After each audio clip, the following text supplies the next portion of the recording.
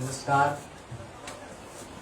यहाँ पर उपस्थित सभी निर्णायक मंडल के सदस्यगण एवं हमारे प्यारे साथियों, मैं करण कुमार जो वैशाली जिले का प्रतिनिधित्व कर रहा हूँ, पटल पे रखे विषय एक राष्ट्र एक चुनाव विकसित भारत के मार्ग को प्रशस्त करने हेतु अपने विचार के साथ उपस्थित हुआ हूँ।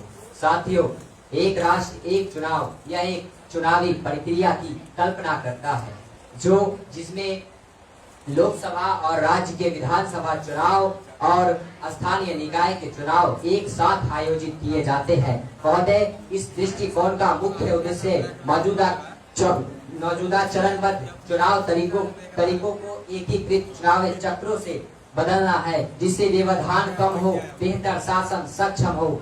महोदय, एक राष्ट्र एक चुनाव यह कोई नया विचार नहीं है। इससे पहले भी भारत ने अपने पहले 4 आम चुनाव और राज्य के विधानसभा चुनाव 1952 से लेकर 1967 तक एक साथ आयोजित किए थे, लेकिन कुछ राज्य के विधानसभा चुनाव और लोकसभा चुनाव के समय से पहले भंग हो जाने के कारण यह चक्र बाधित हो गया था।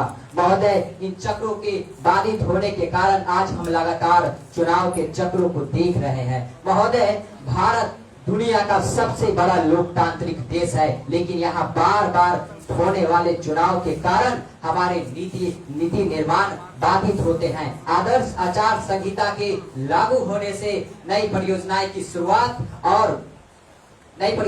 शुरुआत और नीतिगत निर्णय रुक जाते हैं। और महोदय, सबसे बड़ा असर हमारे आर्थिक स्थिति पर पड़ता है, क्योंकि चुनाव आयोग के रिपोर्ट के मुताबिक 2014 के लोकसभा चुनाव में लगभग 30,000 करोड़ रुपया का खर्च आया था।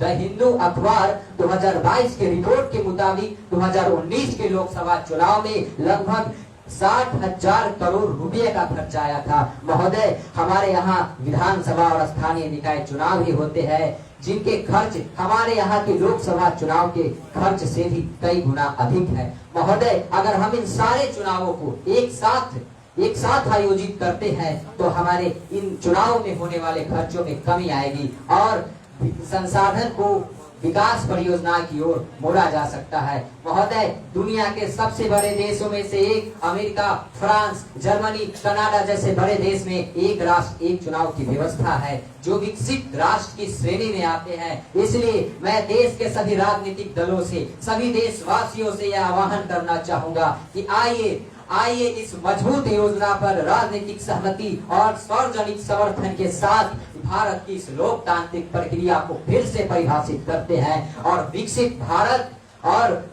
भारत कुशल और समावेशी भविष्य के मार्ग को प्रशस्त करते हुए एक राष्ट्र एक चुनाव पर सकारात्मक मोहर लगाते हैं। बहुत बहुत धन्यवाद।